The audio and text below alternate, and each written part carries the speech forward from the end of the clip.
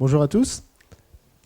Aujourd'hui, je vais vous je vais vous faire un Rex de ce que j'ai fait en side project. Alors, je suis Vincent Blanchet, je suis lead tech iOS chez Hippon Technologies. J'aime les activités de plein air et les jeux vidéo. C'est possible de faire les deux. J'aime aussi la bonne cuisine et Apple. Je suis passé de Android à Apple. J'ai vu la lumière. Et j'aime pas le pollen. J'ai des problèmes d'allergie en ce moment qui sont assez pénibles. Donc, ma présentation va s'articuler autour de ce plan. On va voir d'abord pourquoi j'ai fait cette application. On va voir après les données, l'entraînement, l'intégration.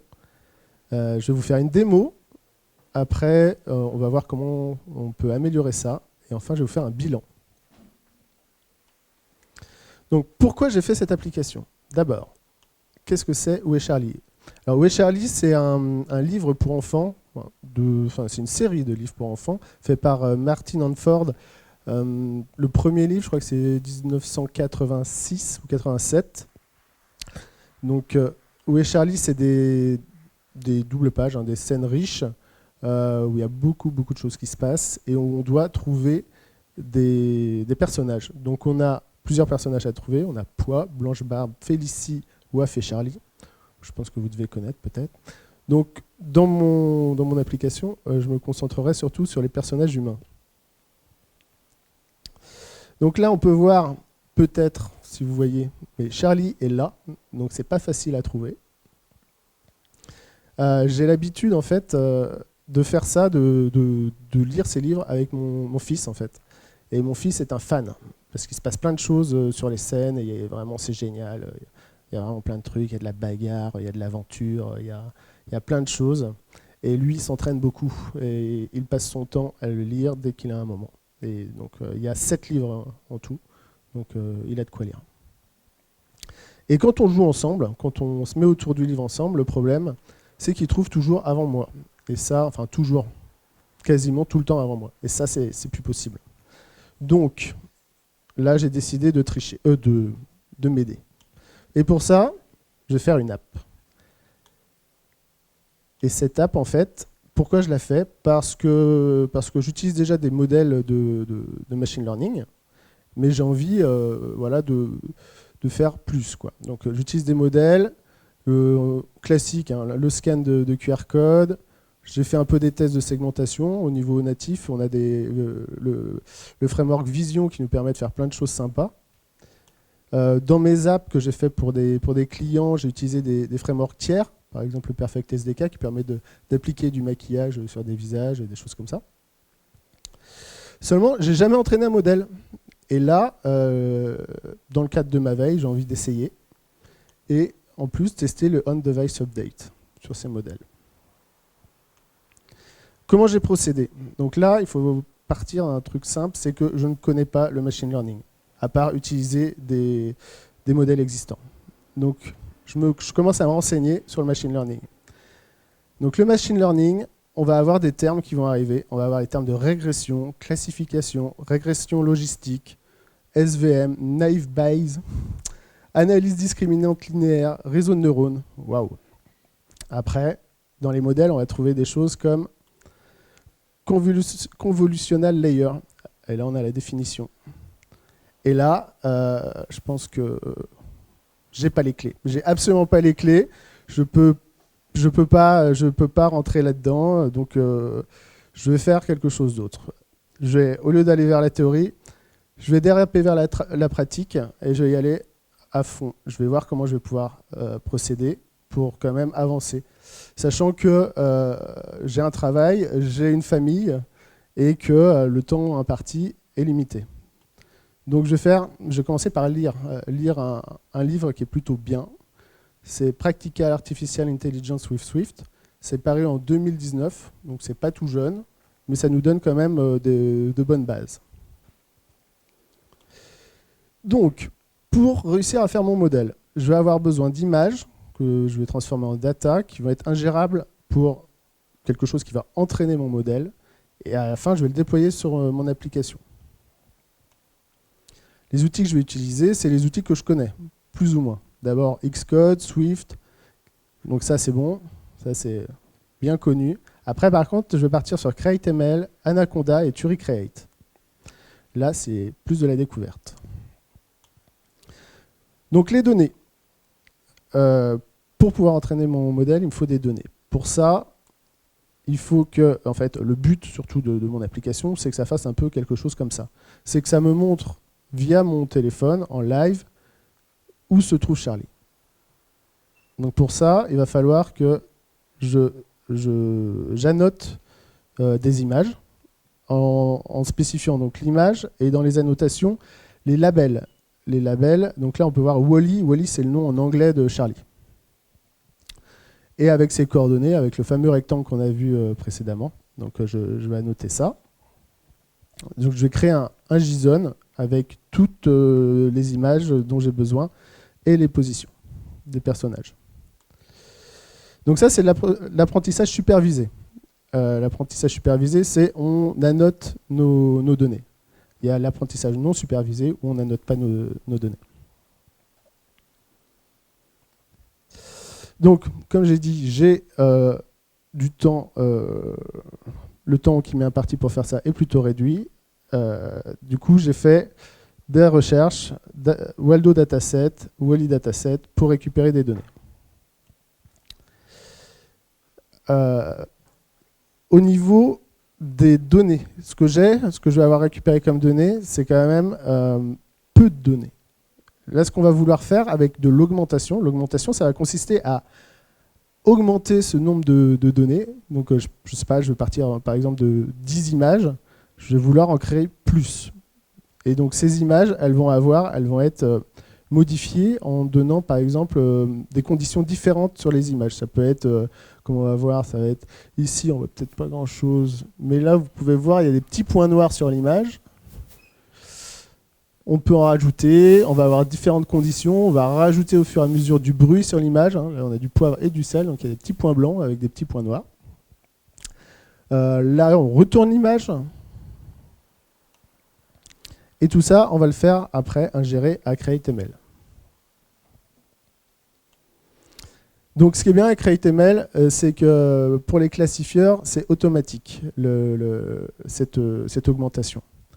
Sachant que là, nous, ce qu'on fait, c'est un détecteur. Ce n'est pas un classifieur. Le problème avec les détecteurs, donc le classifieur, c'est on prend une image, le téléphone dit « Ah, ça, c'est une image de Charlie ». Le détecteur, c'est on prend une image et là, il va dire « Ah, il y a Charlie, il est à ce niveau-là dans l'image ». Ça, c'est la différence entre classifieur et détecteur. Donc le classifieur, c'est automatique et le détecteur, c'est pas géré. Pas d'augmentation des images. Parce que, par exemple, sur une rotation, il faudrait qu'il recalcule le rectangle de position et des choses comme ça. Donc, pour l'instant, c'est pas géré. Donc, j'ai un peu triché.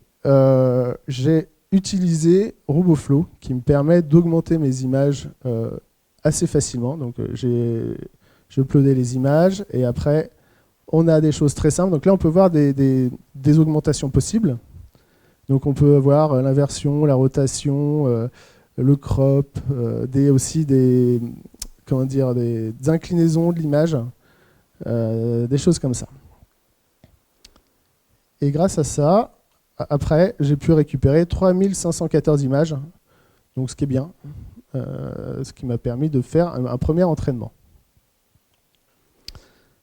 Donc l'entraînement, j'ai mes datas, elles sont annotées, donc j'ai mes images annotées. Après, je vais pouvoir donner ça à digérer à CreateML. Donc dans CreateML, c'est simple, vraiment c'est l'outil facile. On choisit le type de modèle qu'on veut entraîner. Donc là, c'est Object Detection. Après, on a une interface super simple. On fait un drag and drop directement dans les training data. On laisse les validation data en automatique. Et après, on va avoir des paramètres. Alors là, par contre, ça commence à se compliquer. Enfin, pour quelqu'un qui ne connaît pas le machine learning, là, on va commencer à se poser des questions. Au niveau, alors je vais commencer par le bas. Au niveau des itérations. Donc les itérations, c'est ce qu'on va appeler en machine learning les époques. C'est le nombre de fois où en fait, les données vont passer à travers tout le réseau neuronal. Après, le batch size, c'est le nombre d'images qui vont être traitées en paquet, en fait, avant les mises à jour du réseau. Et la grid size, ça va être une image, par exemple, comme on avait avant, elle va être divisée en colonnes et en lignes. Et grâce à ça, l'algorithme va déterminer en fait les probabilités de la présence de mon Charlie ou pas. Alors après, l'algorithme Full Network ou Transfer Learning, en fait, Full Network, on va partir d'un algo, donc là, ça va être, on voit derrière, c'est YOLO V2. On va partir de cet algorithme et on va lui donner toutes les datas à digérer et à entraîner. Donc là, on voit 21 000 itérations. Et le transfer learning, c'est différent. Le transfer learning, on va s'appuyer sur des modèles déjà contenus dans le SDK. Alors, ça peut être ce qui est prévu, par exemple, j'en sais rien, par exemple pour faire de la segmentation ou la découverte d'objets et des choses comme ça. Et on va modifier les dernières couches en fait, du réseau neuronal pour que ça puisse digérer nos images, en fait. Juste pour qu'il s'adapte à nos images. Donc l'intérêt de ça, c'est que le transfer learning, ça nous donne une sortie où notre modèle il fait que 7 mégaoctets, alors qu'un full network, c'est 30 mégaoctets. Cependant, pour choisir, Apple a donné quelques règles. En fait, si la source, il y a plus de 200 rectangles de positionnement, il faut utiliser un full network. Sinon, entre 80 et 200, il faut faire du transfer learning. C'est une petite recommandation qui a été faite. Donc l'intérêt, là ce qu'on va faire, c'est on va embarquer le modèle directement dans l'application. Donc on l'entraîne et après on l'embarque dans l'application. L'intérêt, c'est que ça ne coûte pas grand-chose parce qu'on n'a pas de serveur, il n'y a pas de flux de données. Ce qui est bien, ce qui dépend de ça, enfin, qui découle de ça, c'est qu'on a de la confidentialité. On n'a pas de remontée en fait, de photos vers un serveur. Donc tout reste privé chez soi. Et il y a un fonctionnement hors ligne. Donc ça, c'est hyper important. Par exemple, chez certains clients, un modèle de reconnaissance de QR code devait être déployé dans des garages perdus en campagne. Et le modèle devait être local parce que sinon, ça ne marchait pas, quoi. On avait eu des retours comme quoi ça ne marchait pas avec un modèle distant. L'inconvénient, c'est qu'on n'a pas de récupération de données pour l'entraînement, pour faire évoluer en fait, ce modèle. Donc ça, c'est le plus gros des soucis. Après, en dessous, j'ai mis pas d'évolution du modèle. C'est pas tout à fait vrai, car on peut déployer. Maintenant, il y a un système de déploiement des modèles avec une gestion cloud au niveau de chez Apple. On crée des collections de modèles et on peut les déployer en fonction de la langue, de plusieurs choses, de la locale, de plein de paramètres, et on peut les déployer à distance. Donc ça, c'est plutôt bien fait. Donc, je lance mon entraînement avec mes 21 000 itérations. Là, vous pouvez voir la courbe. Donc ça, c'est la perte, c'est les erreurs qu'il y a. Donc on voit que les erreurs, ça diminue très très vite, et après, on gagne très très peu. Là, on peut voir que à la 2180e époque, on avait déjà plus que 0,77 au niveau des erreurs, alors qu'à la 21 000, on avait 0,44. Donc on a perdu très peu sur la longueur de l'entraînement. Donc tout ça, c'est 21 000 itérations. Je l'ai fait sur cet ordi. Donc c'est un M1 Max, ça a mis quand même 7h30. Donc bon, quand on lance un entraînement, faut être plutôt sûr, quoi. Faut pas se dire « Ah non, j'ai oublié un truc » et au bout de 3 heures d'entraînement et on repart pour 7h30, c'est un peu pénible. Donc voilà, là j'ai eu mon modèle est entraîné au bout de 7h30. Maintenant je vais l'intégrer. Pour l'intégrer, c'est facile. Drag and drop dans Xcode. Là on a notre ML modèle qui arrive dans Xcode.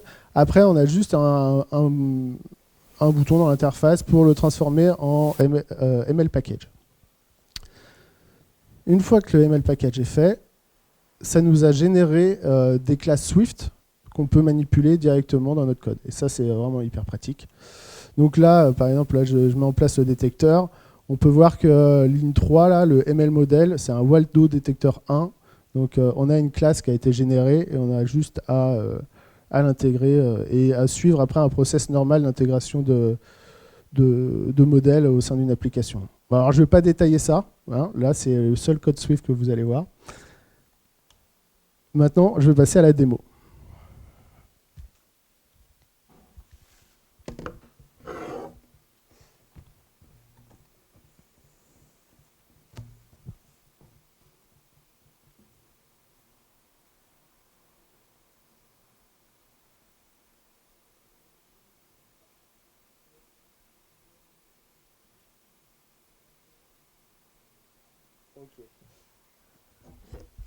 Ok, stress. Est-ce que ça va marcher?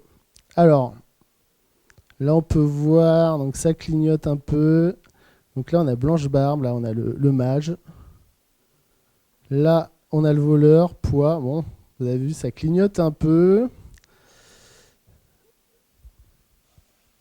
J'ai passé de fil. Ah, là, on a Félicie.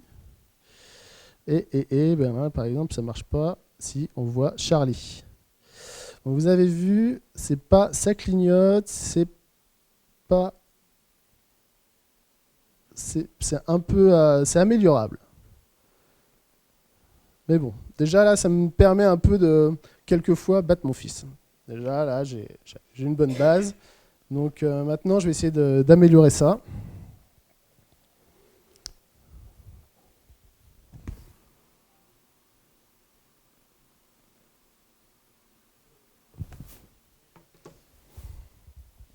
Ok, bon. Maintenant, on va l'améliorer. Au niveau des améliorations, pour améliorer ce modèle, il me faut plus de data. Donc plus de data, ça peut être en repartant de mes images et en rajoutant des augmentations, en reprenant, en mettant par exemple plus de variations de lumière, peut-être en faisant des rotations aussi un peu plus sur mes images. Je vais devoir faire pas mal de tests pour pouvoir récupérer un modèle. En fait, à la fin, il va falloir tester, vérifier que le modèle marche mieux. Mais sinon, au niveau d'Apple, on a la possibilité de faire du modèle personalization. Alors, ça vend du rêve. On serait capable de prendre des photos sur le téléphone d'une image, de placer le fameux rectangle et de demander au téléphone de refaire l'entraînement, enfin de rajouter ça à l'entraînement du modèle. Là, ça serait vraiment parfait, quoi. Là, je suis sur un truc qui serait assez puissant. Donc là, je me lance sur cette voie. Par contre, comme on a vu avant, dans la définition dans la description en fait de ce système, il faut un updatable model. Qu'est-ce que c'est? Alors déjà, updatable model, est-ce que mon modèle que j'ai créé est updatable?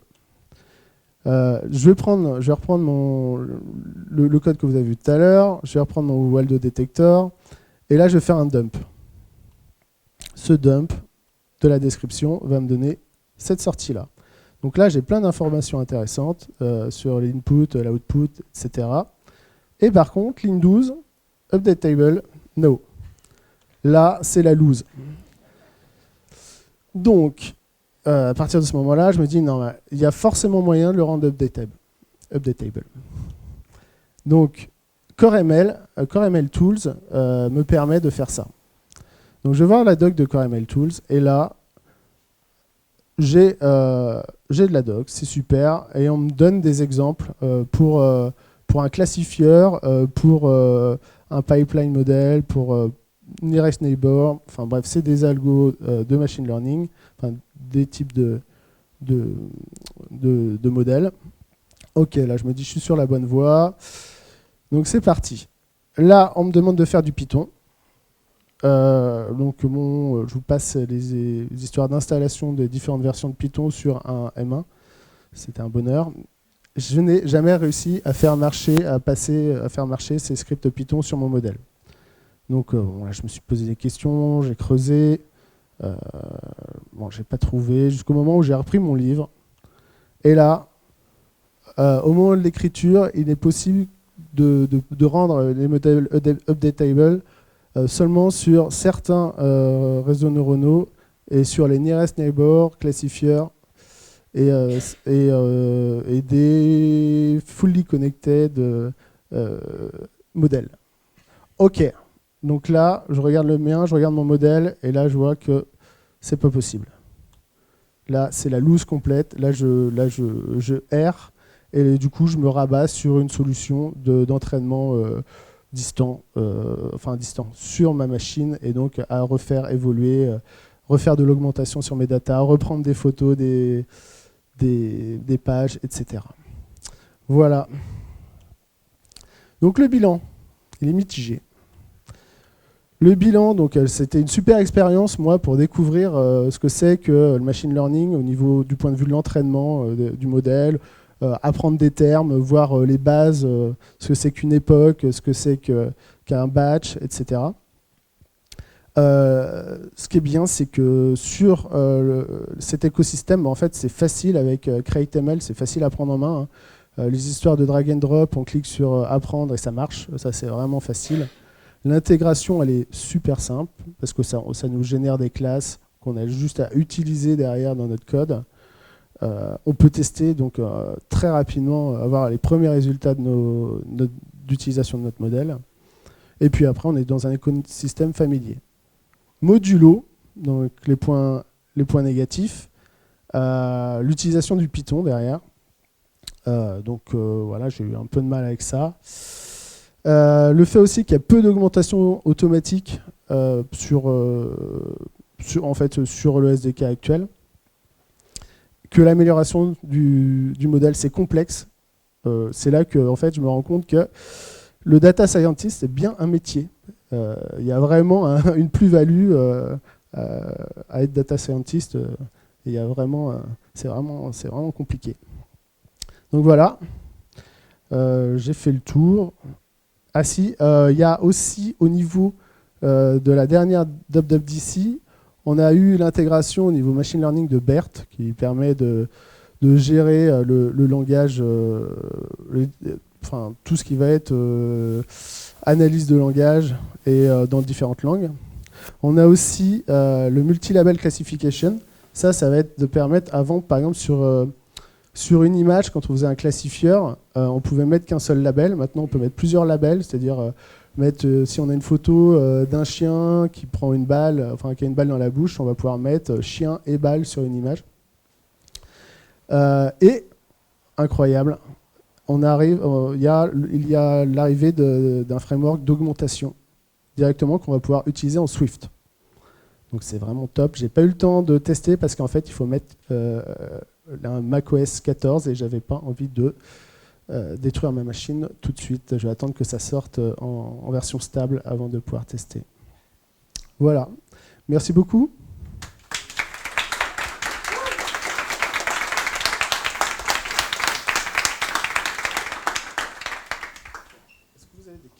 Est-ce que vous avez des questions ?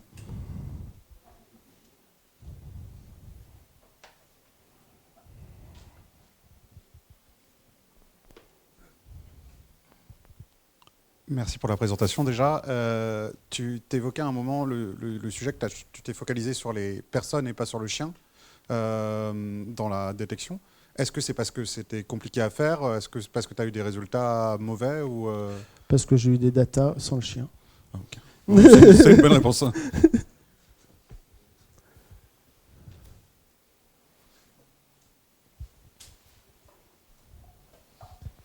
Merci encore pour la présentation. Au niveau de l'augmentation, dans ton jeu de données, tu devais faire manuellement placer les différents personnages sur toutes les images après avoir changé les couleurs, le contraste et tout ?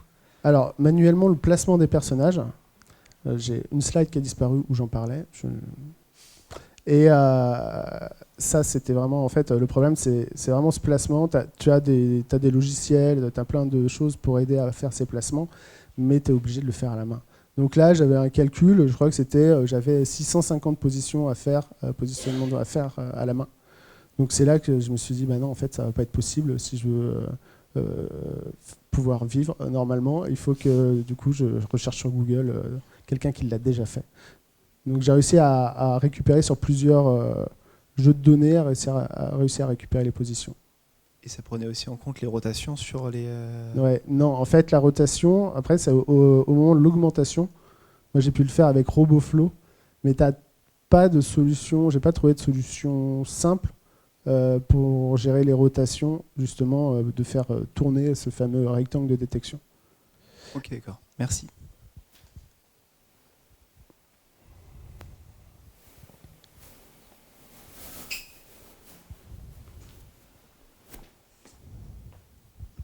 Ouais, merci Vincent. Une question, je sais que c'est compliqué, le ML sur de la vidéo, tu as testé sur du statique, sur des images ou autre, pour voir si ton rendu était plus efficace sur la détection ou autre? En fait, grosso modo, non, j'ai pas exactement fait comme ça, mais quand tu passes dans un flux vidéo comme ça, de toute façon, les images, elles sont analysées. Donc si je prenais une image statique, je vais avoir le même résultat au final. Okay. Parce que tu passes dans le même, tu passes exactement pareil dans le modèle. Là, la différence, c'est que là, les clignotements qu'on voyait, c'est que certaines frames, en fait, à chaque frame, j'affiche le rectangle ou pas, s'il a trouvé ou pas. Donc il y a des frames où, à chaque passage dans le modèle, il y a des fois où il ne trouvait rien, et du coup, où la probabilité, on va dire, était trop faible, parce que c'est une histoire de probabilité. Là, j'affichais que si c'était au-dessus, 80% de confiance, comme quoi j'avais un personnage qui s'affichait. Donc des fois, ça devait être avec un score un peu moindre, et du coup, ça ne s'affiche pas. C'est ce qui fait un peu ce clignotement.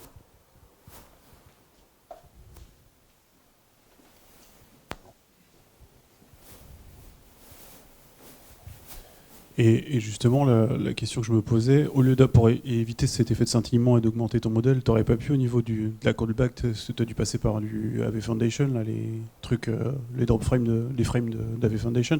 Tu pouvais pas en fait considérer que si tu l'as trouvé une ou deux frames consécutives à plus de 80%, tu les gardes, et si au bout de 5 ou 10 frames, c'est plus, tu fais disparaître ton rectangle directement, quoi.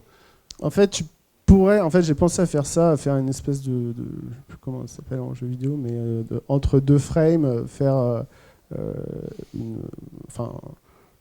prévoir un petit peu que ça pourrait être là à la troisième frame, par exemple. Le problème, c'est que vu qu'on bouge tout le temps, ça fait de la rémanence. En fait, on peut avoir très rapidement, on bouge et en fait, on va avoir un Charlie qui va rester sur l'écran. Et le rendu, il est pire. Okay. En fait, ça fait vraiment parce qu'on est rapide, on peut passer rapidement comme ça, et ça fait vraiment beaucoup de rémanence à l'écran, quoi.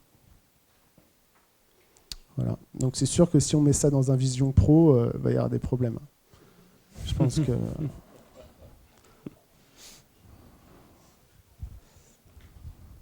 Ok, je suis désolé pour la question. On va devoir préparer l'autre talk. Il y a Vincent qui sera en bas là dans l'espace speaker. S'il y a besoin de lui poser d'autres questions, n'hésitez vraiment pas. Il y a aussi Open Feedback. Pensez bien à noter, si possible, le talk sur l'application mobile. Merci Vincent, félicitations. Merci beaucoup.